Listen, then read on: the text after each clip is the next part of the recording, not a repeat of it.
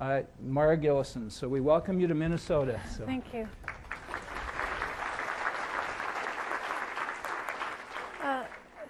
Thank you very much.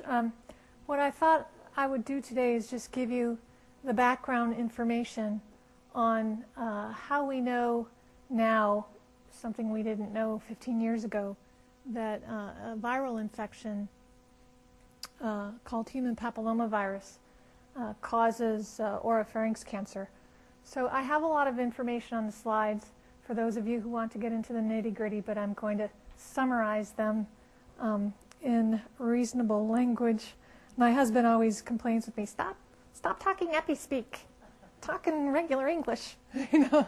So, but I hang out with epidemiologists all the time, so if I start getting back into epi-speak, just please let me know. I wanted to start out with a classic case of head neck cancer. I'm a head neck medical oncologist, and this is a patient that I saw who was 33 years old, and she had noticed a neck mass and had gone to her primary care physician and pointed it out. And he said, you must be just reacting to some sort of infection, because she was a non-smoker and non-drinker and very young and otherwise very healthy. Well, she became worried when she noticed another lymph node develop near the first one. And she happened to be an internal medicine resident, and so she ordered her own MRI. And that revealed two pathologic lymph nodes in her neck, which then she self-referred to an ENT instead of her primary care provider. And the ENT did an exam, didn't see anything, and then ended up doing a PET scan that showed an abnormality in these swollen lymph nodes in the neck, and did a fine needle aspiration biopsy and confirmed squamous cell carcinoma in this 33-year-old woman. And then ended up doing a bilateral tonsillectomy to find the hidden primary. And unfortunately, this woman ended up having stage 4 head and neck cancer. Now this now represents what is a new classic case of head and neck cancer that is overtaking our traditional understanding of head and neck cancer. You know, where is this 65-year-old vet who's a 12 pack and 12 beer a day, 2 packs of cigarettes a day smoker? You know, this is not our general idea of what head and neck cancer is. The good news is that she's doing extremely well. She responded extremely well to treatment. She was inspired by her experience and ended up going into oncology and is now in community oncology practice and actually had her second child after going through this. So she's doing very, very well, fortunately, which a lot of these patients do. As you know, head and neck cancer is a major cause of morbidity and mortality worldwide. There are regions in the world where it's the most common cancer, such as in India. From cancer registries, we know there at least now, the number has unfortunately gone up into the about 640,000 cases worldwide in known cancer registries. That's likely an underestimate. And we know, unfortunately, that the majority of these patients present with advanced disease, and half of them will die of their cancer. In the United States, it's considered still a less common cancer, but I don't know if 52,000 families affected by cancer is rare. Unfortunately, it is also going up in the United States instead of going down. It's more common in men than in women. And when we're talking about head and neck cancer, you're all dentists, so you are quite familiar. But I just want to point out that it took me a while, and I think I was an oncologist already, in fellowship before I knew that there were actually tonsils in the base of tongue. Do you guys learn that in dental school? Because we don't learn that in medical school. So I was amazed to find that out. And so with regard to HPV, we've learned that these cancers arise largely from the tonsils, either in the back of the throat or the base of the tongue. We've also found that they do sporadically arise elsewhere. About 7% of oral cavity cancers in the U.S. will be HPV positive. About 3% of larynx cancers will be HPV positive, but the overwhelming majority of them are in the oropharynx. And as you know, worldwide, alcohol and tobacco use remain the major risk factors for head and neck cancer. There are very few non-modifiable risk factors. Family history does play a role, age, gender, race. But most of head and neck cancer can be eliminated from the face of the planet if we eliminated major risk factors related to behaviors, alcohol, tobacco. Poor oral hygiene, chronic poor oral hygiene is something we're studying now. I think underappreciated as a risk factor. But if you look in the epidemiologic literature, continuously, repeatedly, from study to study, associated with risk of developing malignancy. And then diets low in fruit and vegetables and high in processed meats have also been linked. But added to this list in about 2008 by the World Health Organization was human papillomavirus infection. So what is HPV? Well, they're small circular DNA viruses coated with a protein. Humans are the only known host. They spread by direct human-to-human contact, physical contact. There have been over 130 different types isolated from humans. They can cause a variety of things. The common wart is HPV. Doesn't have anything to do with frogs after all. Planters, warts on the bottom of the feet, also HPV. So I was introduced to HPV in kindergarten when I had a plantar wart.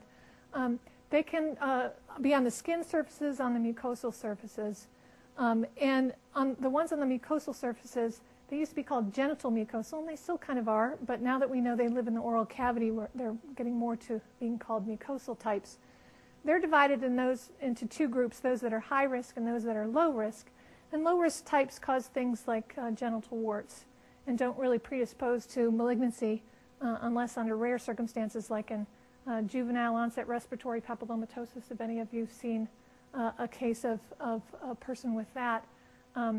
We've done some experiments in the past with trying to treat them, and unfortunately they cause DNA damage and then subsequent malignancy. But really the type that we most worry about are the high-risk HPV types that have been linked to cancers. And how do HPVs promote the development of cancers? Well, they're small viruses and they don't encode their own replicative machinery to reproduce themselves. So they have to take over the machinery of the infected cell to reproduce the virus. And as part of that, what they do is they take over the control of the cell cycle replicating itself, and they make it less likely to be controlled by signals telling it to stop growth. The other thing that they do is they need that machinery going to replicate the virus. And so they stop anything that might tell the cell, hold on, danger signal, there's mutations going on in the DNA, abort, die. The virus takes over that pathway called the p53 pathway also. So the virus has the ability to functionally inactivate two of the most important pathways that are mutated in human malignancies.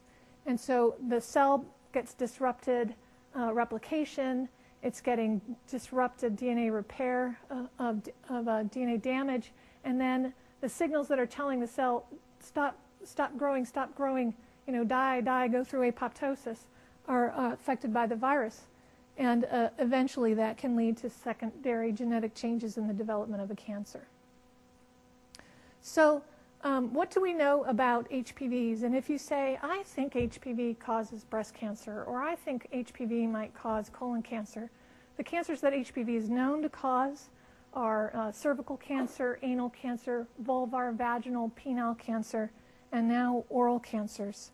And all of these have some common features.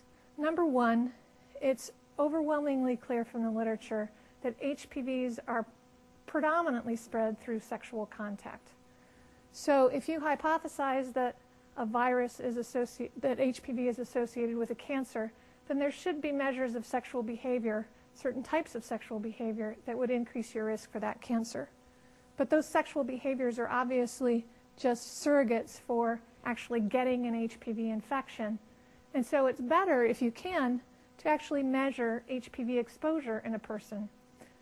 One way to do that is serologically. You can draw blood and measure whether or not someone's been exposed to HPV.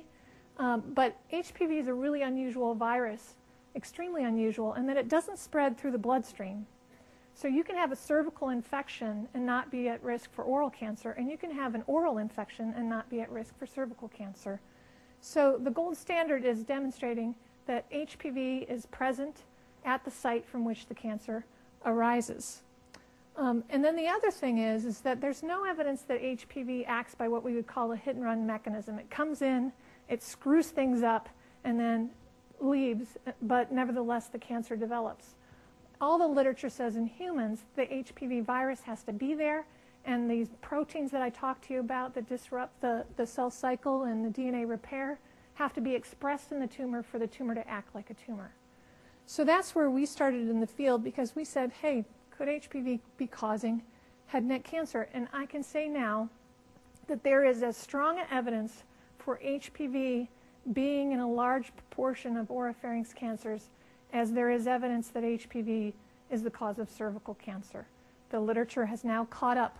There are a lot of things that you can do to prove the virus is actually there and the virus is actually driving the malignancy. You can find the specific virus in the tumor cell. It's expressing these genes. You see downstream effects of what those genes are disrupting in the cell. And if you try to disrupt the function of those viral proteins, then the cell will actually die and stop acting like a cancer. So it's clear, and the data is actually stronger for oropharynx cancer than other cancers that we commonly accept as caused by HPV, like anal cancer and vulvar cancer and vaginal cancer. Now, you may be aware that HPV-16 and HPV-18 are the major HPV types found in cervical cancer. That's why the HPV vaccines that are on the market now are targeted to HPV-16 and 18. 16 and 18 account for about 70% of cervical cancers worldwide. It's interesting that for reasons we don't understand, in head and neck cancers, the overwhelming type is actually HPV-16. So if the current vaccines are effective in preventing oral HPV-16 infection, we might see a greater impact on oropharynx cancer than on cervical cancer, because you could be targeting, adding 18 into that, you could be targeting 95% of HPV-caused head and neck cancers as compared to about 70% of cervical cancers. Now, I told you about these viruses being predominantly sexually transmitted. And so when you look at the literature on, well, what are the risk factors, sexual risk factors that might be related to getting cancer, they're the same for cervix and for oral cancer. It's basically number of lifetime sexual partners. The higher the number of sexual partners a person has had, the higher the probability that they've been exposed to someone with HPV infection. Of course, it only takes one sexual partner with HPV infection to actually get an HPV infection. They're highly transmissible. Young age at first sex is also a risk factor. In terms of head and neck cancer, in all of our work, when you look at risk factors for oropharynx cancer or risk factors for getting an oral HPV infection, number of lifetime sexual partners in terms of oral sexual behavior, that's not receiving oral sex, but number of individuals on whom a person has performed oral sex is the strongest risk factor. So the higher that number, the higher the risk. Again, I told you, but the best thing to do is not measure a surrogate like sexual behavior, but measure exposure to the virus more directly. The thing about serology studies is that serology will turn positive, but it doesn't mean that the person's at risk. Just because I told you HPV doesn't travel through the bloodstream. HPV seropositivity might indicate infection in the cervix, and someone could be seropositive but not have an oral infection and not be at risk. Nevertheless, despite that, the literature indicates that if you have antibodies to HPV-16, your risk of getting, for instance, oropharynx cancer is about 32 times that of someone who doesn't have antibodies to HPV-16. But again, the gold standard is showing that infection at the site from which the cancer arises is associated with the cancer, and the literature is very consistent now. On the top, if you do a study and you take all comers of head and neck cancer, regardless of where the cancer arose from, so this would be sinus cavity, larynx, hypopharynx, all mixed together, you see no association with head and neck cancer risk. But if then you narrow it down to oral cancer, and then you narrow it down to oropharynx cancer, or you narrow it further down to tonsil cancer, you start to see really dramatic estimates of risk, with the most compelling being that if you have an HPV-16 oral infection, your risk of getting oral cancer caused by HPV is 53 times that of someone who doesn't have an infection. There are very few things as an oncologist that confer that kind of risk for a malignancy. So based on all of this literature and a review of it, the World Health Organization convened a group of experts, and in 2007, they declared for the first time that there was sufficient evidence that HPV-16 was a cause of oropharynx cancer and possibly oral cavity cancer as well. So what does this information mean clinically? How can it be useful? Well, when you compare patients who have HPV in their tumors to patients who don't have HPV in their tumors, it's clear that they're quite distinct from each other. The HPV positive cancers arise largely from the tonsil and the base of tongue. When you look at them under the microscope, they have a distinct non-keratinizing, poorly differentiated or basaloid pathology. A good experienced pathologist can actually look at it and say, I think this is HPV-caused cancer, and I do see a lot of path reports without HPV testing saying that nowadays. The patients tend to be younger.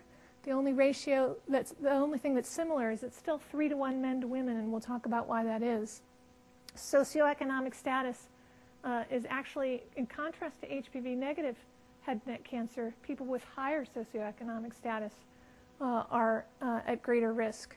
The risk factors are largely related to sexual behavior.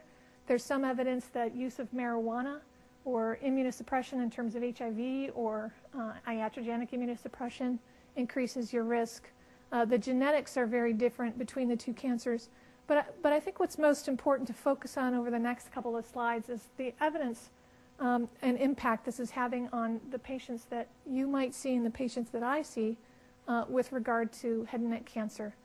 So what we did to look at the impact, if HPV is causing head and neck cancer, but it's only doing it in 10 people a year in the United States, that's a sad thing, but perhaps we don't need to do anything about it.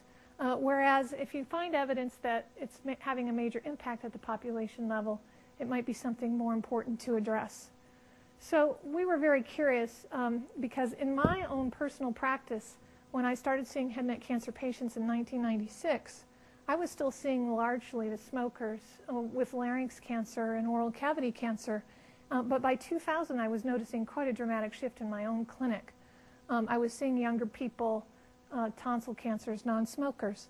So we were very interested in seeing, well, was this just a referral bias in my own practice because I was at an academic medical center, or was this something that was really going on at the population level in the United States? So we had collaborators at the National Cancer Institute, and through this national network of the National Cancer Registry, we were actually able to find some registries that actually were storing the tumors in their regions. And there were 3 of them, and we asked, could we please have all of the oropharynx cancers that you've stored all the way back to 1984. Now, there had been 100,000 cases in these registries, but they only had 271 cases of oropharynx cancer stored. But we acquired all of them, and we obtained cervical cancers because we wanted that as a positive control. 100% of cervical cancers are caused by HPV, and then there's no evidence that HPV causes gastric cancer, so we wanted to use gastric cancers as a negative control. The other thing that we were concerned about is that at the time we were designing this study, there was a huge debate on what's the best way to classify a tumor as caused by HPV or not. And we wanted our findings to be independent of that debate. So what we did is we did all of them, all of these different ways that people were arguing about, because we didn't want one person who said, well, you just classified the tumor wrong, and that's why you saw that, and if you'd done it another way. So we did it in 5 different ways. There are shown 4 here, and I won't go into the details of what these different assays means, but you can see that the curves are headed in the same direction in all 4 of these slides. And I'll just give you an example. What you're seeing here on your x-axis is calendar time, and on the y-axis is the percent of the samples from that period of time that we found had actually HPV in them. And we found in the samples collected between 1984 and 1989, only 16% had HPV in them. But by just 16 years later, that had increased to about 72%. So in a very, very short period of time, 16 years, going from 16% of oropharynx cancers to 72% of oropharynx cancers in the U.S. And so what we did was we took the information we had about all those patients that were in that study, and we said, okay, well, let's figure out what does this look like if you look at the whole group of patients. And what we found is over that 16-year period of time, indeed, oropharynx cancer incidence did go up by about 28% in the United States. So there was an increase when you looked at all oral cancers in the United States during that period of time. But what was underlying that was actually because of declines in smoking in the United States, the HPV negative cancers, largely driven by smoking, their incidence rates had declined by 50% over that period of time. Major public health advance, great news. But unfortunately, despite that 50% decline, the overall numbers had gone up by 28% because there had been a 230% increase in the incidence of HPV positive cancers over that 16-year period of time. And so what we did was we worked with statisticians at the National Cancer Institute and said, whoa, this is a huge change in just a very short period of time.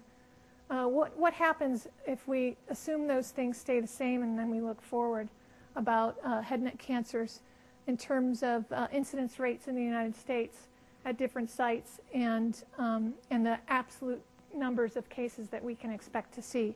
And what we found was that good news is that oral cavity cancers will continue to decline. Larynx cancers will continue to decline. Unfortunately, oropharynx cancers will continue to rise in incidence. And what that means is we're going to see a dramatic change in the patient population that we see projecting over the next 20 years, so that oropharynx cancers will become, in terms of the number of cases we see, the predominant form of head and neck cancer in the United States. And as of 2010, it's actually the number of oropharynx cancers caused by HPV, largely in men, surpassed the number of cervical cancers in the United States. So this is an important problem in the United States. And the reason it's that way is because we have an effective cervical cancer screening program. Cervical cancer incidence has dropped by 80% over the last 5 decades. Again, another major public health advance. By contrast, we don't have any way to screen for HPV positive head and neck cancer. So unfortunately, those numbers are expected to increase unless we figure out how to do it. And I just want to point out that this isn't something unique to the United States. We've looked, and these are all the summaries in the literature now. These increases in oropharynx cancer are occurring in many places in the world. In addition to the United States, the increase has been shown to be due to HPV in Sweden and also in Australia. We've also recently looked at a number of other places with the World Health Organization, looking at their registries. And what we did was we looked at changes in incidence over time for oral cavity cancer, changes in incidence over time for oropharynx cancer, and then we used lung cancer, squamous cell carcinoma of the lung, because if all three are going up, then you'd say, oh, that's probably driven by tobacco. You know, but if you see that oropharynx incidence rates in a region are going up while oral cavity is going down and squamous cell carcinoma of the lung is going down, then you think, oh, well, it's not really tobacco, there's something else going on.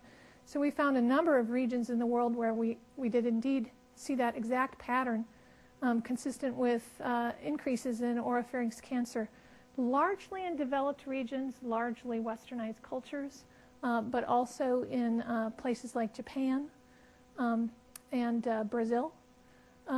Interestingly, among women, it looks like we're still seeing women catching up to men in terms of tobacco exposure. So in contrast to men, rates of lung cancer, oral cavity cancer, and oropharynx cancer are going up in women in many places in the world. So it's clear then that this is something that we, as healthcare providers in particular, I think dentists as being in the front lines, need to be aware of because people who are young and healthy and don't smoke and drink now could be at risk for head and neck cancer. And so it's all of our research to date has suggested that HPV is the major driver, that HPV-16 increases your risk of getting oropharynx cancer by about 50-fold. So clearly oral HPV infection that we didn't care about even 5 years ago is of public health concern. So what we did is we wanted to know, well, how common is oral HPV infection in the U.S. population? And are there behavioral or demographic factors associated with the infection? And in order to do this study in the U.S. population, we actually spent, believe it or not, millions of dollars and 15 years figuring out how do you measure it. And it turned out the best way to measure oral HPV infection is have someone rinse and gargle with 10 cc's or mils of Scope mouthwash for 30 seconds and spit it into a cup. So painless procedure. Patients, we compared Scope to saline and to brushes, and brushes dramatically underestimate the number of people with an infection. People don't like the taste of saline. They're happy with the taste of Scope. And it turns out Scope, because it has alcohol in it, preserves the sample so we can stick it in a regular refrigerator for up to 3 weeks with no problem at all. So we were happy about that. And then it took us a while in the laboratory to figure out what's the best way to actually measure HPV in the sample once you've collected it. But we've got it down now so that our ability to detect oral infection is as reproducible as our ability to detect cervical infection. And so we worked with the Centers for Disease Control and did the study in which they do the National Health Examination and Nutrition Survey study, and they basically drive around the country in these semi-trucks for 2 years and do a statistically representative sampling of the U.S. population. And we added on this Scope oral rinse to that study in 2009 and 2010. And we found all of the HPV types that you can find in the cervix also are in the mouth, but the most common one that we found was the one we're most concerned about, which was oral HPV-16 infection. About 1% of the U.S. population has an oral HPV-16 infection, which is about 2.3 million people as we're sitting here. But what we found that was quite striking is there were differences, pretty dramatic differences from what we see in genital infection, and also pretty dramatic differences between oral infection rates in men and in women in the U.S. Cervical cancer prevalence is highest in people in their late teens and 20s. People get cervical infection pretty quickly after their age at sexual debut. So the peak prevalence of cervical infection is usually equivalent to the median age at first sexual encounter in a population. So if there's some place in Europe where people usually, their average age is 25, the peak is going to be 25. In the United States, it's younger. But then after that, it goes down pretty dramatically and is unusual relative to younger people in older women. By contrast, what we see in men is that the prevalence of infection actually peaks in the same age ranges in which the peak incidence of the disease occurs as well. And we're not quite sure why that is. The other thing we noted is prevalence was considerably higher in men than in women. As a matter of fact, when we looked at it, overall about 10% of men in the United States had an oral infection as compared to only 3.6% of women, so about threefold more common. When we looked at high-risk infections that are linked to cancer, they were fourfold more common in men than in women. And when we looked at HPV-16, which is the one we're most concerned about, it was 5 times more common in men than in women, which we think explains why it is that this cancer is 3 times more common in men than in women. But why that is, we're not quite sure. We have a lot of hypotheses, and studies are going on now to try to address that in more detail. And then when we looked at risk factors, the things that were related were, clearly gender mattered. Clearly age mattered. Marital status mattered. But the thing that was the most, there were two things that were most important predictors. It turns out smoking, current smoking, which we think is a local immunosuppressant, either affects your risk of acquiring an infection if exposed, or affects the persistence of the infection as a local immunosuppressant. So people who are currently smoking a pack or more a day, their prevalence of oral infection is actually 20%. The other thing that we found that was very striking was a strong association with sexual behavior, what you would expect. So that people who had 20 or more lifetime sexual partners also had an oral prevalence rate of about 20%, so 1 in 5. So clearly overall, 7% of the U.S. population, not that common, 1% having HPV-16 infection, but there are segments of the population in which oral HPV infection is pretty common, and they can be identified. And so clearly we have an opportunity to do something about this, and we've got this great model, this great public health advance with regard to HPV infection and cervical cancer. Great model for primary prevention, secondary prevention for cancers that has reduced, again, the incidence rates for cervical cancer in the U.S. by 80%. And so we can use cervical cancer as a model for how we might prevent other HPV-caused cancers. Cervical cytology screening was the first thing that was introduced, the pap smear, long before HPV was even recognized as the cause of an abnormal pap smear. And in the 1950s, the National Cancer Institute started doing studies of pap smears. And they are given credit for doing the bulk of the reductions in cervical cancer incidence in the United States and elsewhere in the world. When HPV became clear to be the cause of an abnormal pap smear and a necessary cause of cervical cancer, we started doing HPV detection, incorporating it into pap smears. And it improves the sensitivity of cervical cytology screening in older women. There have now been population-based studies where a single time point of HPV detection has been shown to reduce cervical cancer mortality rates in cluster randomized trials. So a single time point in the population, do one cross-sectional HPV test has resulted in mortality reductions. And then, of course, we've got the tremendous advance, one of the best, most important advances in cancer prevention in the history of medicine, and that is the HPV vaccines. So clearly, we'd like to do some of these things to try to address this problem of HPV-caused head and neck cancer. And I just want to show you what we know about cervical cancer and how what we know here provided us with opportunities for interventions. Almost all of us get an HPV infection at some point in our lives. As a matter of fact, as we're sitting here, about 50% of men between the age of 16 and 70 in the United States have an infection, so 1 out of 2 of you and don't know it. And in women, it's between the age of 16 and 59, it's 40% of us. So most of us have an infection, we don't know it.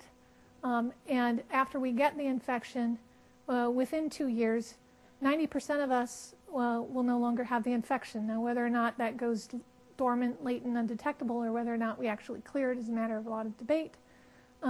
But most of us get the infection and don't have a problem with it and don't get cancer. The problem is we can't determine those. We have no way of measuring people who are going to get the infection and clear it and be fine versus the small proportion of people who will go on and be at risk.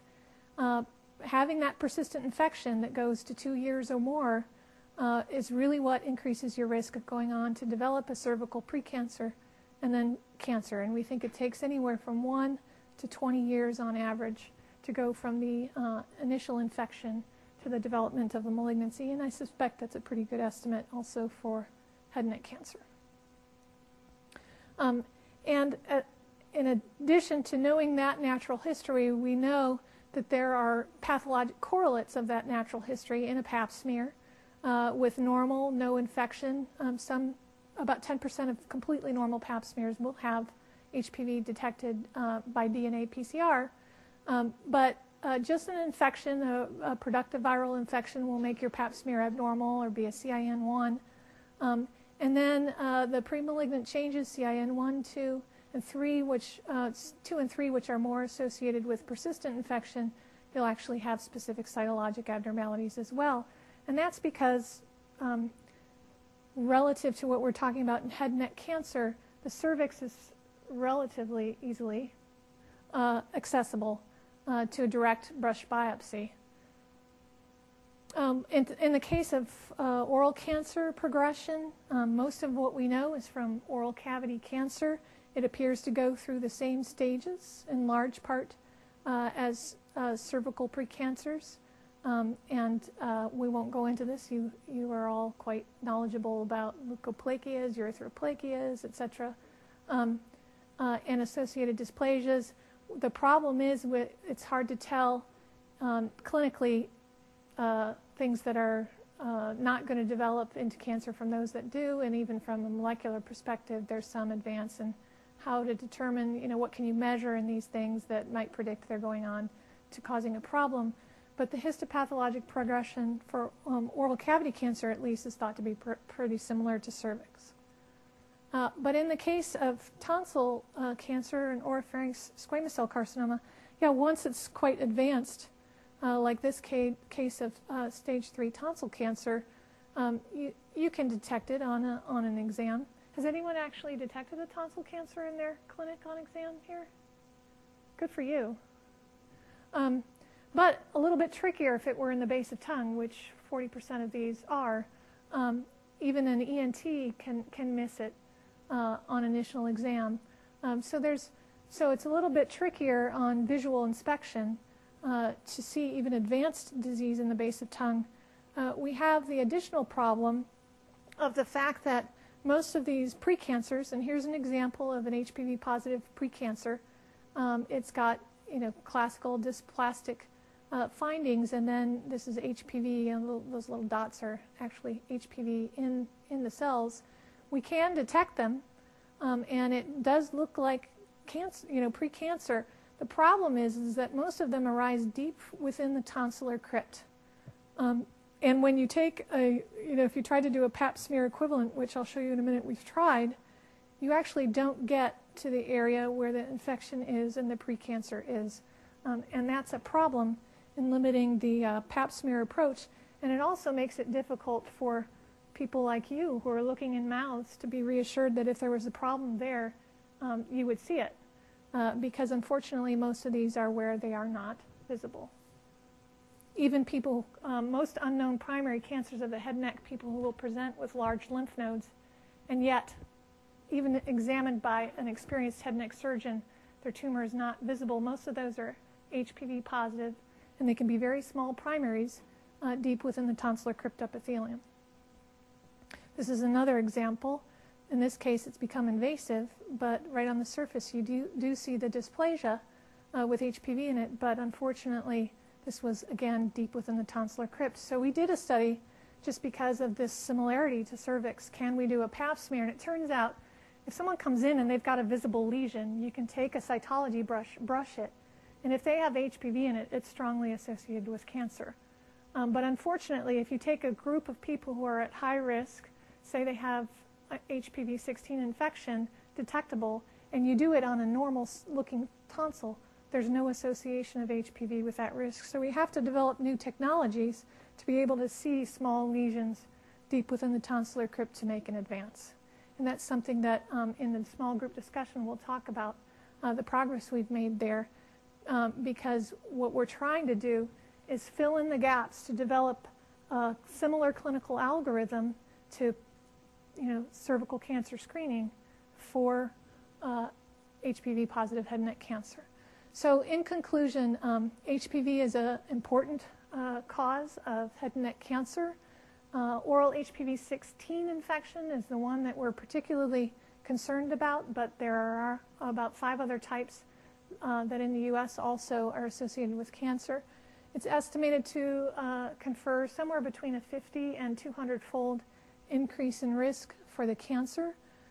It's something that we as health care providers, particularly in this field, should be concerned about because the numbers are rising and this cancer is going to overtake the traditional smoker-drinker cancer. And we don't have, leukoplakia to look for, erythroplakia to look for, We can't ask people about their pack years of smoking because those aren't risk factors for this cancer. But the recognition that HPV is a cause of head and neck cancer not only alters our concepts of risk, but it gives us an opportunity for primary and secondary prevention to actually have an impact on this cancer and change the scary incidence curves that are projected to occur in the next 20 years. And I hope I'm okay on time because I forgot to wear my watch. Okay. So thank you very much for your attention.